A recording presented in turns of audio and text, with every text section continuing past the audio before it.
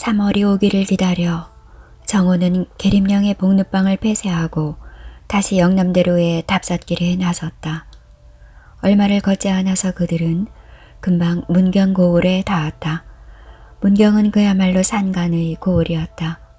조령의 주입에서 불과 10리 정도의 거리밖에 되지 않았다.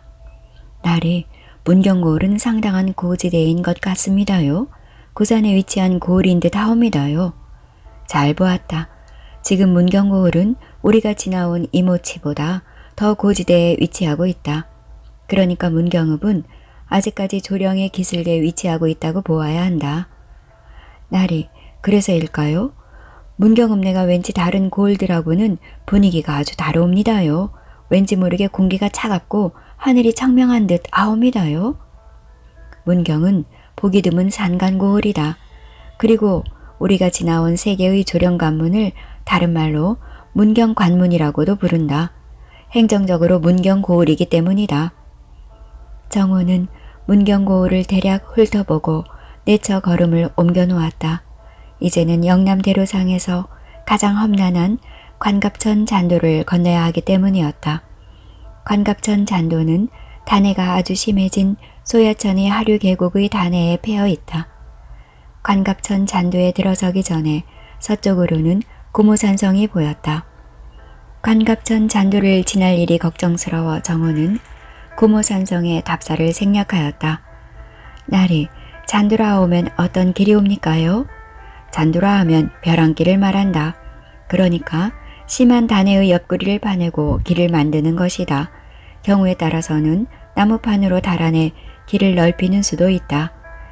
여기 문경 아래 소야천의 관갑천 잔도는 영남대로에서는 가장 길고 높은 잔도이다. 어마 날이 저기 보입니다요. 높은 벼랑에 뱀처럼 꾸불꾸불 빼어 있습니다요. 저것이 그 유명한 관갑천 잔도로구나. 수면으로부터는 30에서 60자 높이이다. 그리고 길이는 대략 6천척이다. 그러니까 이수로 따지면 오리가 된다. 저기를 사람들이 벼랑을 파내어 만들었다는 말씀입니까요? 물론이다. 우리 조상들의 슬기와 집념은 대단했다고 보아야 한다. 영남대로상에는 관갑천 잔도 말고도 삼량진과 물금 사이에 작천 잔도가 있느니라. 작천 잔도는 우리가 기양에 답사하지 않았느냐. 날이 기억이 나기는 합니다만 정말인지 그때만 하더라도 뭐가 뭔지 모르고 나리를 따라다니기만 했었죠. 소인놈의 생각으로는 여기 관갑천 잔도보다 훨씬 나지막했던 것 같습니다. 그럴 것이다. 작천 잔도는 높이가 관갑천 잔도의 절반밖에 안 된다. 날이 결국 길을 가로막는 것은 고개와 계곡 그리고 강이로군요. 바로 보았다. 을련이는 이제 정말 여자 지도학자이다. 사람들은 고개와 계곡 그리고 산과 강을 어떻게 슬기롭게 극복하고 길을 내느냐 하고 머리를 써왔던 것이다. 사람과 사람 사이, 마을과 마을 사이, 고을과 고을 사이에 길이 없으면 소통이 없게 되고 소통이 없으면 문화가 전파되지 않는다. 문화가 전파되지 않으면 발전을 도모할 수 없는 것이다. 그러므로 문화란 결국 상호 간의 소통이라고 보아도 과언이 아닌 것이다. 우리가 이렇게 열심히 돌아다니는 것도 바로 이런 소통을 용이하게 하는 방법을 제시하기 위해서이다. 날이 여기 조령이나 관갑천 잔도 말고도 영남대로상에는 어떤 고개나 계곡이 있어서 길을 닦는 데 방해가 되고 있습니까요? 소인놈은 나리께서는 다 아시고 계시리라 생각합니다요. 글쎄다. 각종 지리지에 나와 있는 기록을 살펴보면 대략이나마 모를 것도 없다. 나는 이것들을 직접 답사를 해야만 한다. 양재역 남쪽의 달인의 고개가 약 450척이고 양지와 죽산 고성 사이의 좌정 고개가 약 330척이고 차량의 이모치가 약 690척, 백두산의 조령이 약 2000척, 문경과 유곡 간의 관갑천 잔도가 약 975척, 선산과 칠곡 사이의 소야고개가 약 812척, 달성과 청도 간의 팔조령이 약 1313척, 역시 그 구간의 성현이 약 957척이다. 그리고 관갑천 잔도가 396척의 높이를 가지고 있다. 이런 굴곡을 가지고 영남대로는 한양에서 부산포까지 뻗어 있는 것이다. 날이 조금 전에 나리께서 관갑천 잔도의 높이가 조령천의 수면에서 30에서 60자가 된다고 하셨고 방금은 975자라고 하셨는데요. 그거야 60자란 잔도가 나 있는 계곡의 수면으로부터의 높이이고 방금 내가 말한 높이란 바다의 수면에서 측정한 높이가 아니겠느냐. 아, 소인놈은 역시 무지하기가 이를 데 없사옵니다요. 날이 그런 고개나 산이 큰 길의 발달에 방해가 되었다면 반대로 저습지나 강도 역시 그러하지 않았을까요? 조금만 비가 와도 물이 찬다거나 하는 저습지에는 어떤 길을 냈을까요? 오호, 이제 나는 두 스승을 모신 기분이로구나. 너희의 생각은 너무나 정확했다. 저습지를 피하는 것은 조상들의 가장 큰 관심사의 하나였다. 왜냐하면 홍수와 폭설, 폭우와 산사태, 그리고 장기간의 결빙들을 길의 조건을 망가뜨리는 원흉의 하나였기 때문이다. 영남대로상에서 상습적인 저습지로서 관아 사람들을 괴롭힌 데는 한양코 밑의 양재천 주변, 중주의 달천 주변, 상주의 흥백들 주변, 선산분지, 삼양진의 작전들판, 물금의 평등벌판 등이었다. 이런 저습지를 만나게 되면 다들 조금 우회하더라도 야산 쪽으로 길을 내어 피해 가도록 했다. 그렇지도 않으면 둑을 쌓아서 저습지를 직접 관통하도록 했는데 그것이 영남대로상에서 유명한 둑방길이 아니냐. 아, 그게 둑방길이로군요. 그래서 영남대로는 가능하다면 거리를 단축하려고 했고 사실 그런 노력의 결과로 영남대로는 거의 일직선이라고 볼 수 있다. 정호는 감탄하는 을련이와 한돌이를 데리고 관갑천 잔도로 진입했다. 여기 소야천 협곡은 유래를 볼 수 없을 만큼 가파르고 높았다. 잔도는 서쪽 면에 아슬아슬하게 걸려 있었다. 벼락 밑을 내려다보니 강물이 푸르게 흐르고 있었다. 너무나 아득해 정신이 다 지레질 지경이었다. 날이 이 좁은 길로 어떻게 우마가 다닐까요? 글쎄다. 나도 지금 그 생각을 하던 중이다. 우마가 수레를 끌고 다니려면 적어도 5자에서 9자는 되어야 할 것이다. 자, 그만 걷고 이 폭을 정확히 한번 재어보자. 한돌이가 나무자를 꺼내어 재어보았다. 그것은 과연 6자 정도가 되었다. 수레가 간신히 통과할 수 있는 정도였다.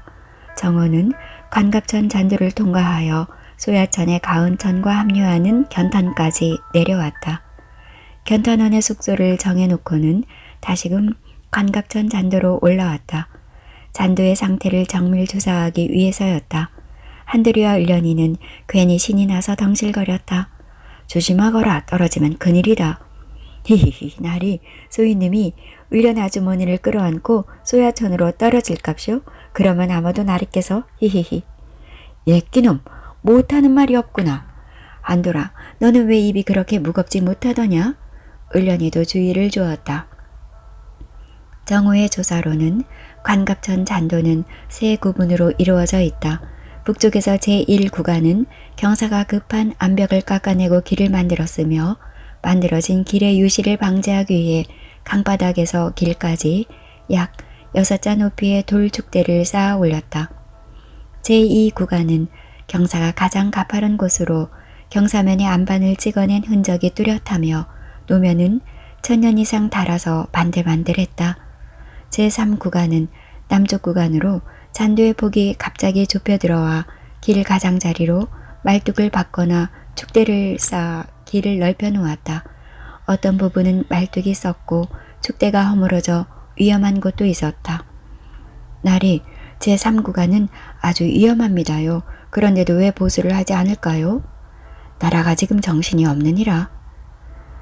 안동 김씨들 족벌 정치 때문인가요? 을련이와 한돌이는 어디서 주워 들은 얘기를 늘어놓았다. 어쩌면 그것들은 정호에게 들은 얘기인지도 모른다. 관갑천 잔도의 정밀 탐사를 마친 정호는 견탄원으로 내려왔다. 견탄원은 남쪽에서 올라온 영남대로가 소야천을 건너서 막 만나게 되는 숙박시설이다. 견탄원이 내려다보고 있는 강이 바로 소야천의 하류인 견탄이다. 날이 소인놈의 실력으로는 저 글자가 개 견자임을 알아보겠습니다. 그리고 두 번째 자가 여울 탄자인데 그러면 개여울이란 뜻이 아니옵니까요? 참 이상한 이름도 다 있사옵니다. 무슨 사연이라도 있사옵니까요? 글쎄다. 세상에 떠도는 말을 믿어야 할지 바로 여기 견탄이 임기를 마치고 영남을 떠나는 관리들이 재임 1년 동안 자기의 수청을 들어준 관계들과 헤어지는 곳이다. 종 6품 이상인 지방의 수령들은 다들 조정에서 파견된 관리들이 아니었더냐? 그들은 한양에서 부인을 데리고 임지로 오는 사람도 있었지만 그 중에는 가족을 한양에 둔 채 홀몸으로 내려오는 사람도 많았다. 그럴 경우 그들은 대부분 지방 관하에 속해 있는 관계 수청을 받곤 했다. 그들은 임기 동안 남과 여로서 살았기 때문에 정이 들었을 것이 아니냐.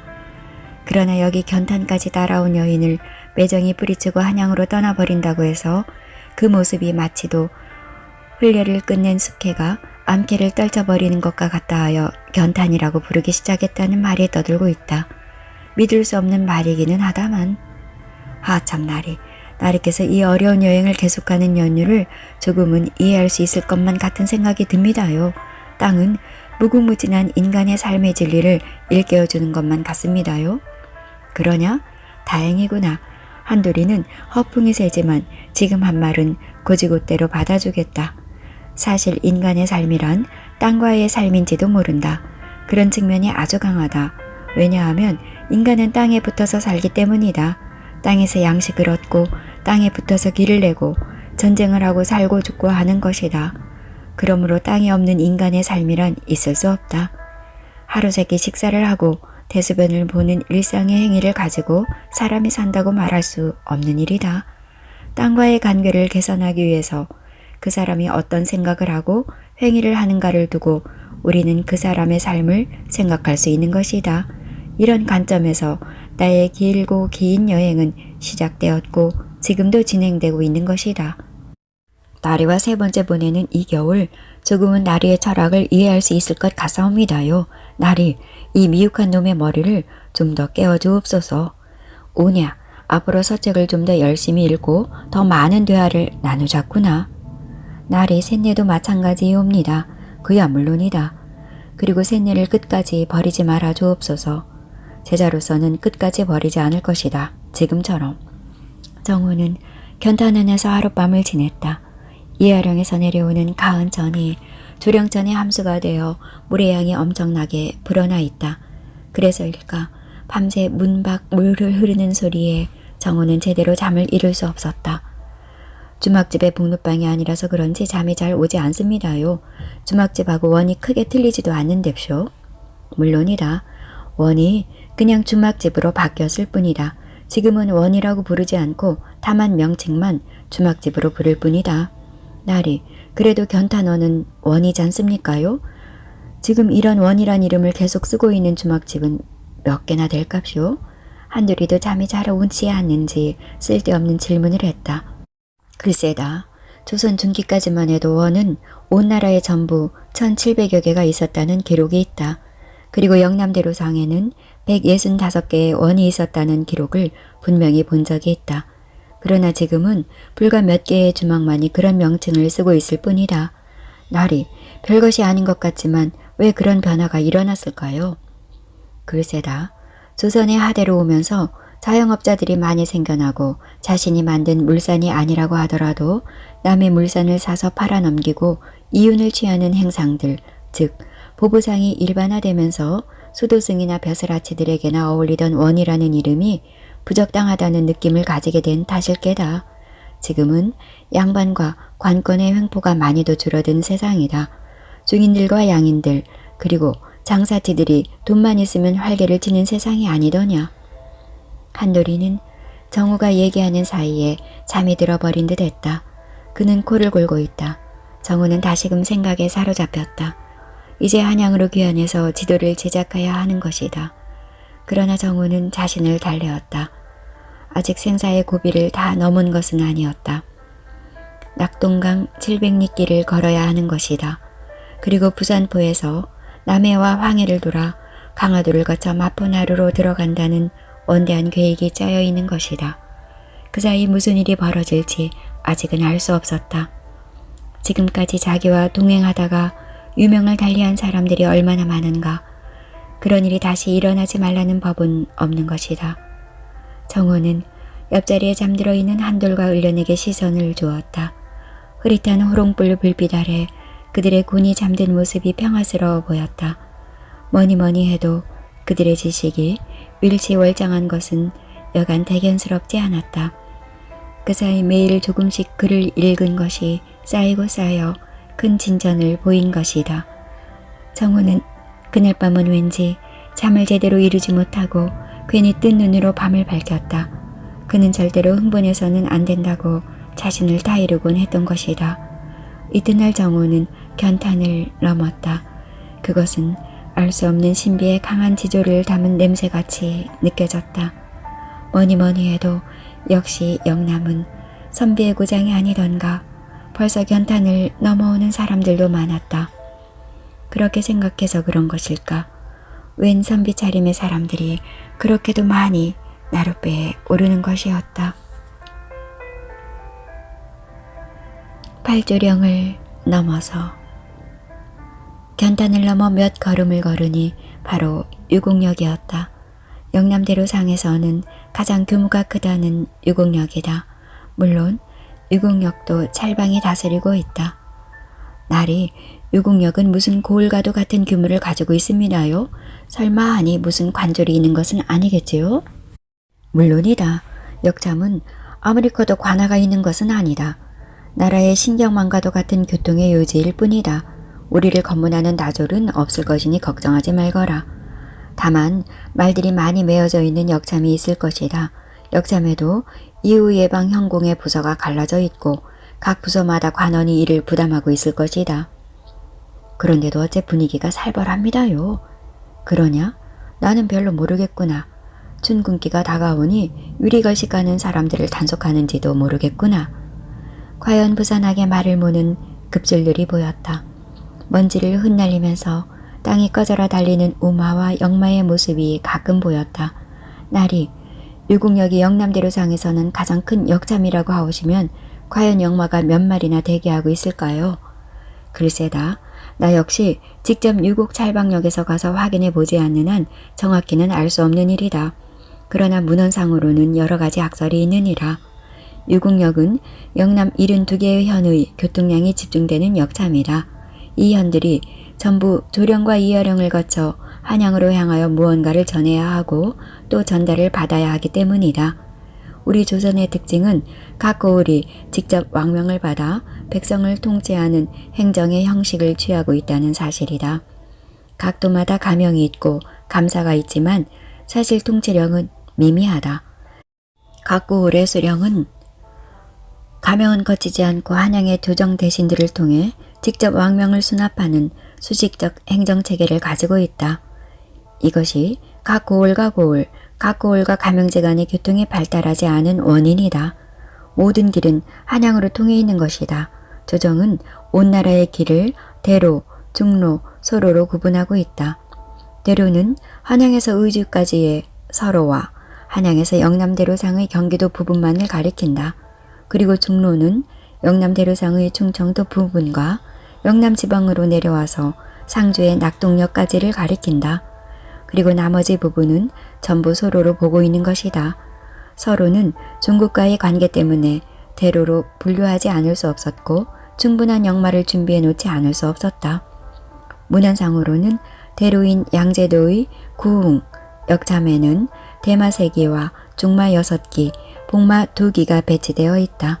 그리고 중로인 유곡도의 유곡역에는 대마 주기와 중마 5기, 복마 7기가 배치되어 있다. 그러니까 유곡역에는 적어도 14마리의 역마가 대기하고 있다는 말이 된다. 나리, 그런 내용이 적혀있는 서책이라 하오시면 도대체 어떤 책이옵니까요? 을련이의 질문이라면 대답하지 않을 수 없구나. 세종실록 지리지, 도로고, 반개수록, 다산의 저술에도 이런 것에 대해 자세히 언급한 서책이 있느니라. 나리, 소인님이 그런 책을 대할 날은 아직 까마득한 줄로 알고 있습니다요. 그렇다, 아직은. 그러나 동몽선습을 떼면 이런 서책을 너희에게도 보여주겠다. 과연 대단하옵니다. 영남의 72개 연이 유구격참을 통하지 않고서는 한양으로 갈 수 없다는 말씀을 이해할 만하옵니다. 나리, 유곡역 아래는 어떤 역참과 고을이 있사옵니까요? 유곡역 아래로는 함창고을이 있고 그리고 무엇보다도 큰 고을인 상주고을이 있느니라. 경상도 가명이 대구로 옮겨갔다고는 하지만 상주고을은 경상도와 한양을 연결지어주는 가장 큰 고을로서의 기능을 아직 잃지 않고 있다. 나리, 사실 소인놈의 생각으로는 소인놈은 여태까지 다만 큰 고을에만 정신이 팔려 떨었습니다요. 그러나 여기 와서 나리의 말씀을 듣고 보니 큰 고을 못지않게 큰 역잠도 중요하다는 생각을 하게 되었습니다요. 그래서 여기 유곡역에 하룻밤 유하면서 그 실태를 한번 겪어보았으면 합니다요. 나리의 의향은 어떠하신지요?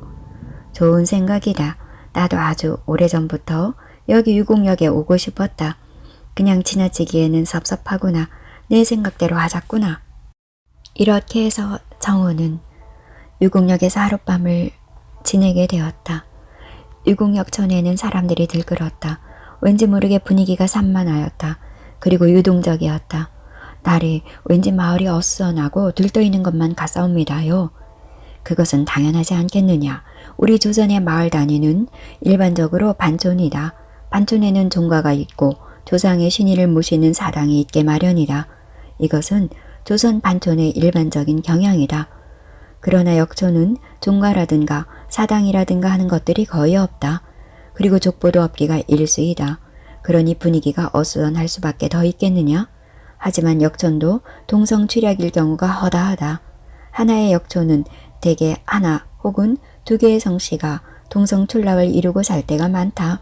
그것은 동성촌락이라 하지만 반촌처럼 사당을 중심으로 모인 촌락은 결코 아니다.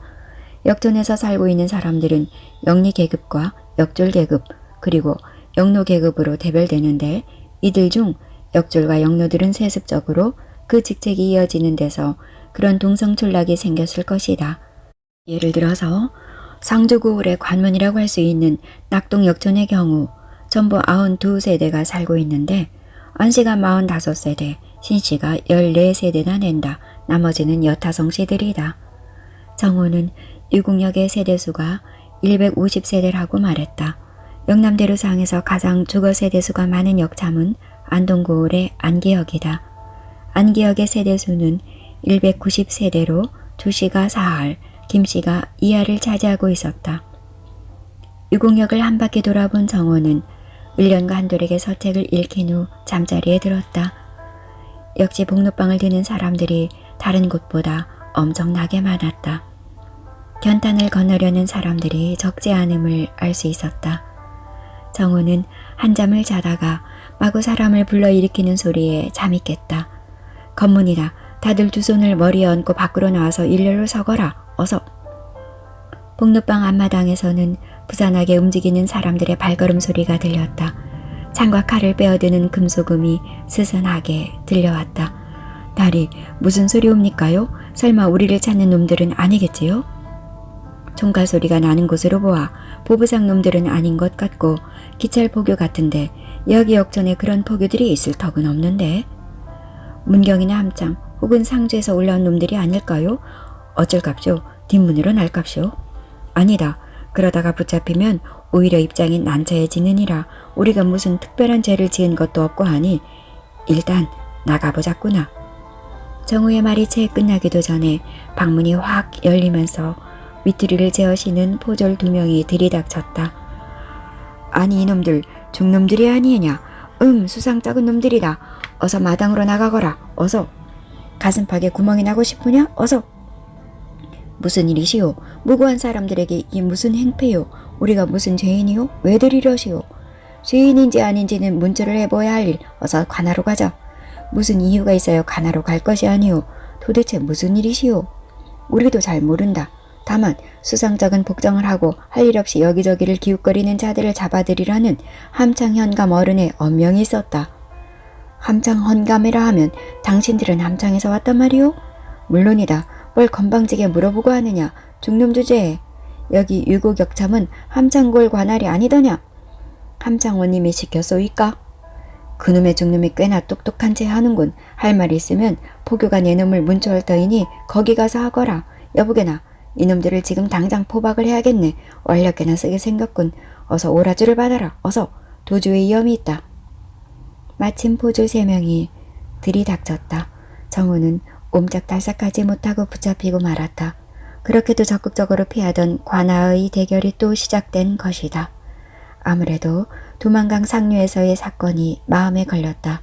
그런 큰 사건이 유야무야 될 수는 없을 것이다. 그날 밤으로 정우 일행은 함창현의 관하로 압송되었다. 함창은 상주목의 숙현이었으나 오랜 전통을 지닌 고을이었다. 현감이 통치하고 있었다. 잡혀온 며칠 후에 정우는 감옥에서 끌려나와 포교 앞에 서게 되었다. 내 놈은 도대체 무엇을 하는 놈이냐? 내 놈의 보따리를 조사해 본즉 여러 가지 수상쩍은 서책들이 많이 들어있고 이상스런 표지들을 한 지편들이 부지기수로 들어있는데 어디서 무엇을 하는 누구이냐? 수도하는 스님은 정령코 아닐 터이다. 내 놈이 혹시 나라의 지도를 그린다고 돌아다니면서 민심을 현혹하는 김정호란 놈이 아니더냐? 아니, 보관이 어찌 나를 알아보시오? 나는 분명히 김정우란 사람입니다만 민심을 현혹한 적은 없소이다. 네 이놈, 여기가 어디라고 감히 주둥아리를 쳐 놀리느냐? 내 놈이 경상도로 들어오면 유궁역을 지나가지 않을 턱이 없을 터. 내 놈을 잡기 위해서 너무나 오랜 세월 동안 골물에 온 우리다. 번번이 허탕을 쳤다만 오늘 드디어 이런 회개한 꼴을 한 내 놈을 만났구나. 과연 듣던 대로 교활한 놈이로구나. 내일 원님 앞으로 끌려나가서 문초를 받을 터인즉 이실직고하지 않으면 살아남지 못할 것이다. 얘들아, 이놈을 다시 쳐 넣어라. 내 죄가 무엇인지 알려주어야 할 것이 아니겠소이까. 명색의 선비인 나를 죄명도 알려주지 않고 하옥을 시키다니 이런 법이 어딨소. 내 놈은 선비가 될 자격도 없는 자라는 말이다. 내 행색을 보아라. 선비가 그런 돌중의 행색을 하고 다니느냐? 선비는 얼어 죽어도 곁불은 쬐지 않는다고 했다. 내 이놈, 어디서 주둥아리를 함부로 놀리려 드느냐? 할 말이 있으면 내일 사또나리 앞에 나가서 하거라. 나는 모른다. 어서 이놈들을 하옥시켜라. 뭘 우물쭈물하느냐? 정우는 결국 옥살이를 하는 신세가 되고 말았다. 도무지 그 연유를 알 수 없었다. 내일 사또 앞에서 신문이 있다고 하니 기다려보는 수밖에 없었다. 옥에는 몇 사람의 죄수들이 이미 갇혀 있었다. 그들은 새로이 3사람이나 그것도 머리까지 깎은 사람들이 들어오니 그나마 위안이 되는 모양이었다. 그들은 정호에게 수인사를 했다. 선비는 무슨 일로 들어오시게 되었소? 나는 동네의 어른에게 버릇없이 구는 놈을 두들겨 패주었더니 그놈의 외삼촌의 작은아버지가 여기 형방이라 하지를 않소. 그래서 억울하다면 억울한 옥살이를 하고 있는 게요. 나도 한양에 힘을 쓸 사람이 있지만 지금은 참고 있는 게요. 이만한 것을 갖고 내가 일을 부탁하기에는 너무 큰 분이란 말이에다. 여기 패거리들 함부로 하기도 못하고. 그는 자기를 장인숙이라고 소개했다. 그는 그럴듯한 풍물을 가지고 있었다. 지체 높은 양반은 아닐지 몰라도 낙향한 향반의 후손쯤은 되어 보였다. 글쎄올시다. 수생은 내가 여기 잡혀온 연유를 모르고 있소이다. 아니, 그런 법도 있어? 그래도 하옥하는 이유만은 알려주는 것이 아니오. 우리 조선에는 경국대전이 있는데 백성을 이유 없이 하옥시킬 수는 없는 일이오. 포교가 하는 말인즉은 할 일 없이 온 나라를 돌아다니면서 민심을 현혹했다고 합니다. 허허허허, 그런 죄가 어디에 있어? 민심을 현혹해서 어디 밀란이라도 일어난 게요? 천하의 고연 놈들, 나도 놈들이 하는 꼴을 보아서 가만히 있지 않을 작정이요. 그것은 목민관으로서 백성들에게 할 일이 아니에다. 관이 백성을 감정으로 다스려서야 되겠습니까? 하참, 좋은 말씀을 해주셨습니다. 말씀을 듣고 보니 일의 내용이 확연히 드러나는군요. 역시 말이란 무섭습니다. 함자나 좀 들읍시다. 김정호라 합니다. 김정호라, 호를 어떻게 쓰시는지? 호는 고산자라 합니다. 자는 백원이라고 합니다. 장인숙은 정호의 이름과 호와 자를 잘 새겨듣는 눈치였다. 그러나 정호는 이튿날도 그 다음 날도 사또의 신문을 받지 못했다. 사흘째 되는 날이었다. 포교한 사람이 포졸의 호의를 받으면서 옥으로 왔다. 그는 다짜고짜로 정호를 밖으로 끌어내 사또 신문이고 뭐고 다 생략하고 장을 치기 시작했다. 네 이놈, 알고 봤더니 내 놈은 용서할 수 없는 흉측스러운 죄를 짓고서 그것을 은폐할 목적으로 머리를 깎고 온 나라를 떠들면서 회개한 유언비어를 퍼뜨리고 다니는 놈이더구나. 그래, 무슨 증거로 그런 소리를 하는 거요?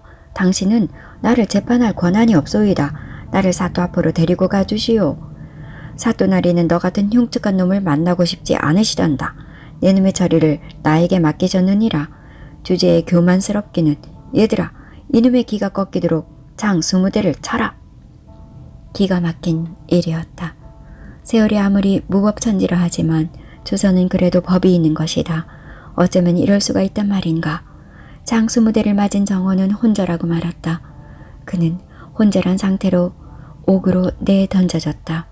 한두리와 을련이도 불려나가서 장을 10대씩 맞았다. 살점이 떨어져 나갈 정도의 혹독한 체형이었다. 정우 같은 강골이 꼬박 하룻밤을 앓고 나서야 겨우 정신을 차릴 정도였다. 그러나 며칠 후 겨우 정신을 차리게 된 정우는 다시 물려나가서 이번에는 장 30대를 맞았다.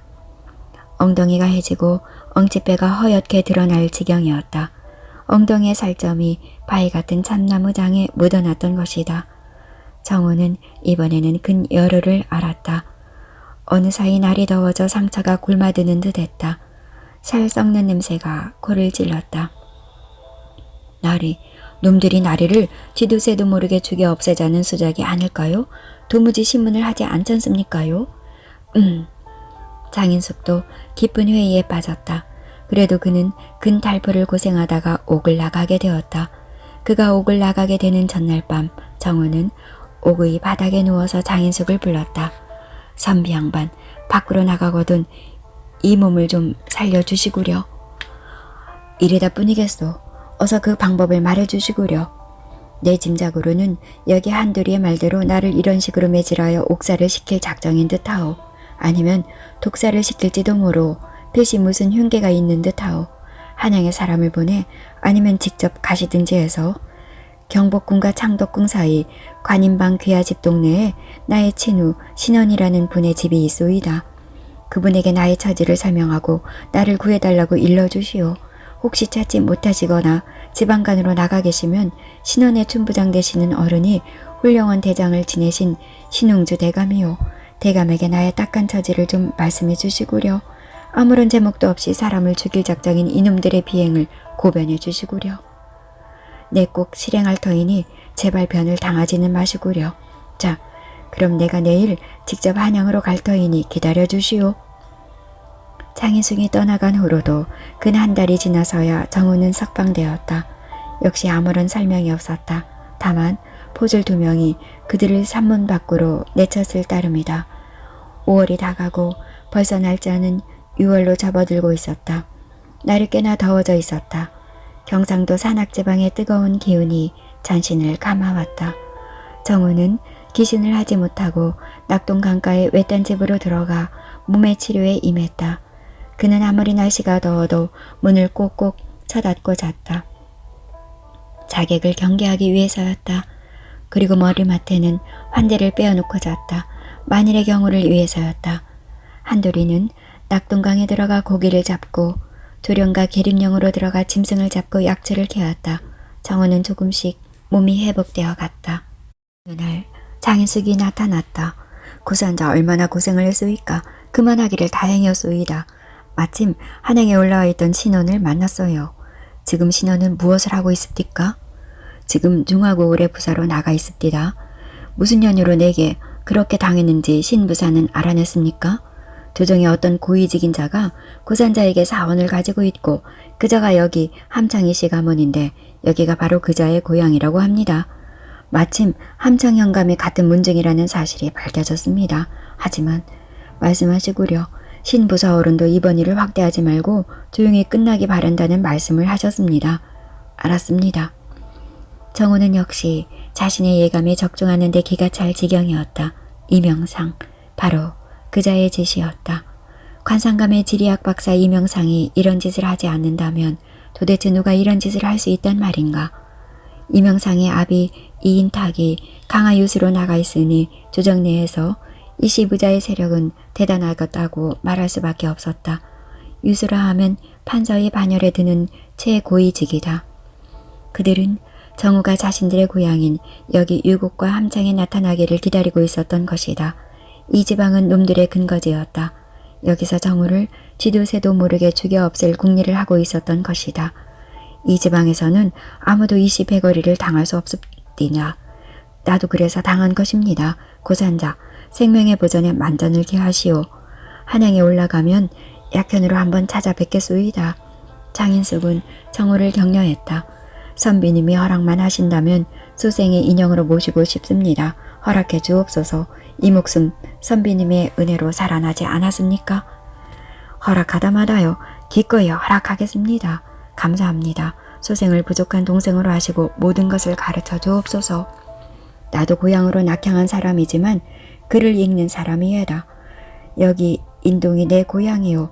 인동 장씨가 내 가문인데 우리는 지금 조정에 크게 한 자리를 하고 있는 분이 없어요. 내가 떠나면서 아우님에게 하는 말이지만 사실 이번에 신흥주 대감이 아드님의 요청으로 힘을 쓰신 것으로 알고 있습니다. 여기 이시패거리들이 대단한 자리를 차지하고 있지만 아무래도 신 대감에게 밀린 것 같습니다. 우리는 이런 권력의 속성을 알아둬야 할 것 같습니다. 이것은 아우님이 제가 있고 없고가 문제가 아니라 권력끼리의 힘의 대결이 낳은 결과라고 봅니다. 하시는 말씀을 잘 이해할 것 같습니다. 감사합니다. 부디 옥체 보존하옵소서. 잘 가십시오. 아우님, 몸 조심하십시오. 아우님의 신변이 그렇게 안전하지만은 않다는 사실은 이번에 깨달았습니다. 명심하겠습니다. 날씨가 꽤나 더워지고 있었다. 정우는 우기가 오기 전에 경상도를 타파하고 싶었다. 그는 어지간해진 몸을 이끌고 함창고를 떠났다. 날이 환도라도 하나 품에 품고 다니시는 것이 어떠하올는지요? 을련이가 권했다. 아니다. 나는 무인이 아니고 내가 지은 죄가 없는데 남을 경계할 이유가 어디 있느냐? 조그만 호신용 단도 하나면 충분하다. 또 이런 일이 벌어지면 어떻게 하시려 합니까요? 벌 수 있겠느냐? 나라의 간원이 아니냐? 죽이면 죽는 수밖에 더 있겠느냐? 한둘이 얼련이는 할 말을 잃었다. 영남대로는 인동고을을 스쳐 지나간다. 인동고을의 입구에서 그대로 지나쳐 버리는 것이다. 그것은 어느 고을이나 마찬가지이다. 대로가 고을 한복판으로 지나가는 경우는 아주 드물었다. 영남대로가 큰 고을의 한복판으로 들어간다면 역마가 전력 질주할 수 없어지는 것이다. 고을의 거리를 오가는 인마가 방해가 되기 때문이다.